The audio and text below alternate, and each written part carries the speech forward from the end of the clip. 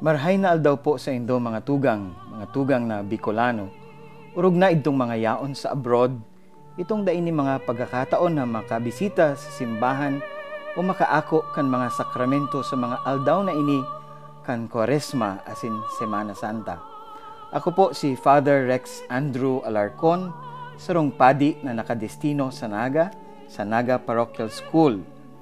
Buot ko pong magdagos sa indong lugar, sa indong puso, sa paagi kan internet, tanganing makiulay asin maghiras sa indonin mga bagay na pwede niya itong paghurup-hurupan sa mga aldaw na ininin Quaresma asin mantang nagdadangadang ang Semana Santa.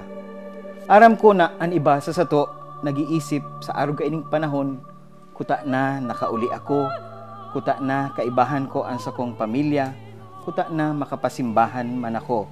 Alagad ang iba sa to, dainin pagkakataon na siring kaini. Kung minsan sa satuyang paghingoa na magtrabaho para sa satong pamilya asin mga mahal sa buhay, dakol na sakripisyo ang satong inagihan o inaagihan. Alagad no daw ta kung minsan namamati niya to nagarubaga dainin laog ang satong puso, garugadan ang satong espiritu. Urog pa kaini, garubaga dainin saysay ang satuyang makapagalan. Nagpaparalapigot kita, alagad garubaga dainin bunga, sibot-sibot kita, alagad garuda kita nin nahahaman, dakulon man kitang nagigibo, alagad garubaga mayo ning sense of fulfillment. Taano daw? Mga tugang, ang Quaresma, minapoon sa pagpahid nin abo sa satong angog, sinasabi kan padi o kan ministro, girumduma tao na ikaabo, asin sa abo ika mabalik. Sarong pagirumdom na ang mga bagay kan kinaban minalipas sana. Kun kaya sa panahon na inin Quaresma, pinapagirumdom kita na dai kita malingaw kan mga bagay na langit non. Dai malingaw na daing naigwanin kahulugan ang satong mga sakripisyo asin pagpagal. Alagad dainin saysay kun pagkatapos kay inigabos mapabayaan niya to asin mawara ang satuyang kalag. Ang mga huring nangyari sa Hapon, sa Japan, siring man ang mga kariribukan asin ralaban sa Middle East, asin ang mga peligro na sa indong inaatubang sa indong lugar nin pagtrabaho, nagdadara sa indo o sa sato na maghapot, sagod sa inko madadara ang sakuyang pinagpagalan. Kung madadangog niya to ang sinasabi kan sa tuyang makahimanwa duman, ang danay nindang sinasabi, ang pagsarig sa Diyos, yu ini ang samuyang sarigan, ang pagtubod asin pagpangadji, yu ini ang minataw sa mo nin kusog. Mga tugang, ang satuyang agyat o ang agyat sa sato, unya na panahon nin Quaresma, iyo na balikan niyato ang sentro kan satuyang pagkabuhay. Ini pagkakataon tanganing hilngon, asin magsyasat kan satuyang sadiri. Ano ang dahilan kan garubaga pagkawarak kan satuyang kalag sa Ingles? Inaapod niya to ining dissipation of the spirit.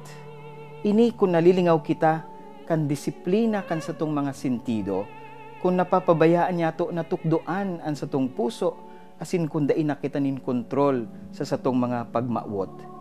Ini man minaresulta sa pagkalingaw kan satong mga prioridad. Nalilingawan ta ang satong mga priorities. Kaya, sabi kan mga ama niyato sa pagtubod, ang panahon ng Quaresma, iyo tanganing giraray magbalik kita sa inaapod niyatong discipline of the senses and discipline of the spirit. Pag ini napabayaan niyato, nagiging matapo kita, nadadaog tulos kita nin sugot o nin tentasyon, urog na sa harayong lugar, kung sa tuyang namamati, ang kapungawan, ang kapagalan, ang pagiging solo. Kaipuhan niya to na ibalik ang paghingawa na tukdoan giraray ang satuyang mga sentido, the discipline of the senses, the discipline of the sense of sight, sense of hearing, smell, taste, and touch. Ini sarong magayon na pagirumdom sa sato. Kundai, dyan minaro-ro kita sa satuyang bisyo, asin yaon man dyan ang pagpugol sa satuyang sadiri. Kundai niya to ini nagigibo, nagkakaigwa kita ng inapod na niya itong dissipation of the Spirit. Nagdadakol ang satuyang kamauotan, nagdadakol ang satuyang makahandalan, asin dakol man ang satuyang mga frustrations. Dainanin focus o komplikado na ang satuyang buhay, kaya ngani sinapermitang nadadangog, it's complicated.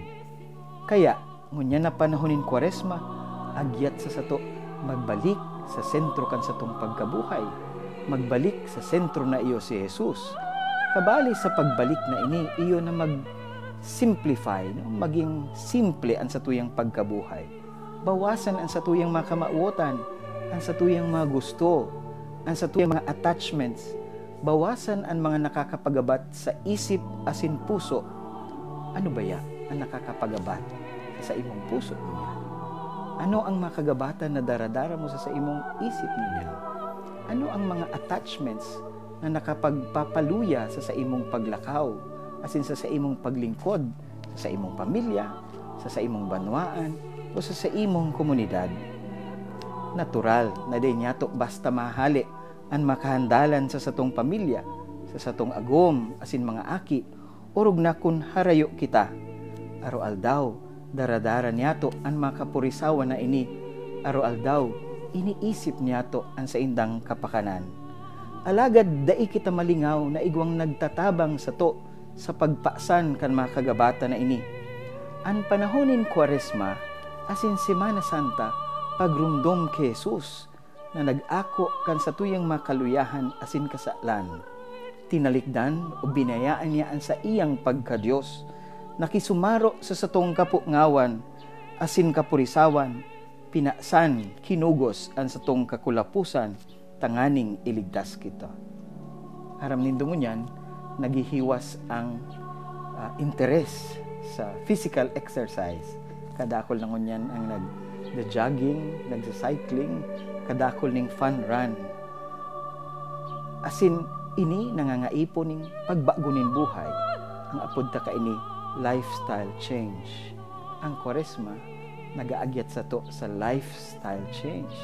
Kumusta ang sa imong estilo ning pagkabuhay sa mga panahon na ini? Ang conversion is lifestyle change. Disiplina sa sadiri, pagtukdo sa puso na mamuot, na magpatawad asin maghagad ning tawad. Inigabos, tanganing makabalik kita sa Diyos. Magbalik kita sa mga marhay na bagay na dati na niyatong ginigibo.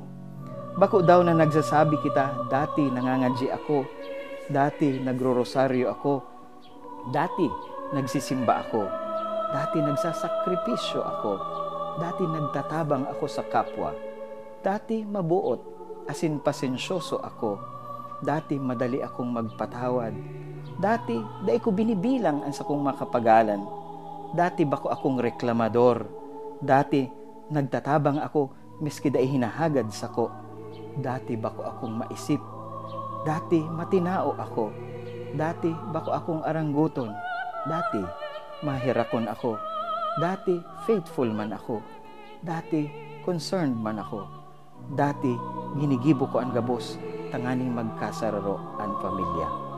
Mga tugang, pwede niya tong balikan inigabos.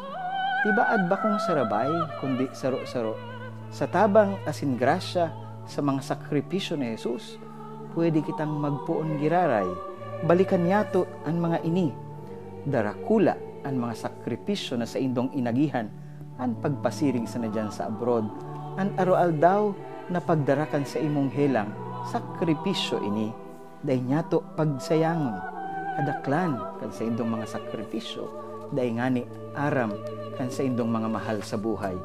Idulot niyato ini sa mahal na Diyos, idulot niyato ini sa paglinig kan sa tuyang kalag, idulot niyato ini para sa karahayan kan sa tuyang pamilya. Kun kaya mga tugang, ang panahonin Kwaresma, ansin Semana Santa, panahonin pagbalik sa Diyos. Panahonin pakanod giraray, pagtukdo giraray sa satong puso, asin espiritu, panahonin pagbangon sa pagkakasala. Ang Kwaresma asin Semana Santa, bakong pagpasakit sa satong sadiri, kundi pagtubos sa sato. Ini tanganing dai kita malingaw, kan pagkaherak asin pagkamuot kan Diyos. Halaga dai man kita malingaw, nahagad man ang satong simbag, tinatawan kita nin pagkakataon na akoon ang pagligtas na ini ni Jesus. Kung nakakamati kanin kagabatan, kulog sa imong trabaho, kapungawan sa imong pamilya, sa imong mga relasyon, girumduma, yaon si Jesus, nagpasan kan krus. Girumduma, igwa kang magigibo, pwede mong baguhon ang sa imong buhay, pwede mong balikan ang mga marahay na bagay na dati mong ginigibo. Pwede kang magpuon giraray sa pagtukdo sa imong puso. Kung ika napadungkal, pwede kang magbangon giraray.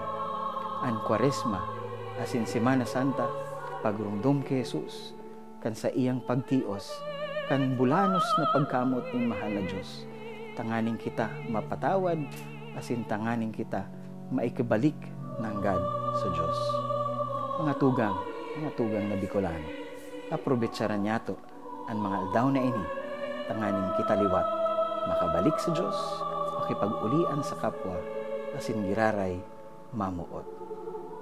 Salamat sa indo, ini po giraray, si Father Rex Andrew Alarcon, kang Dioceses kan Cáceres.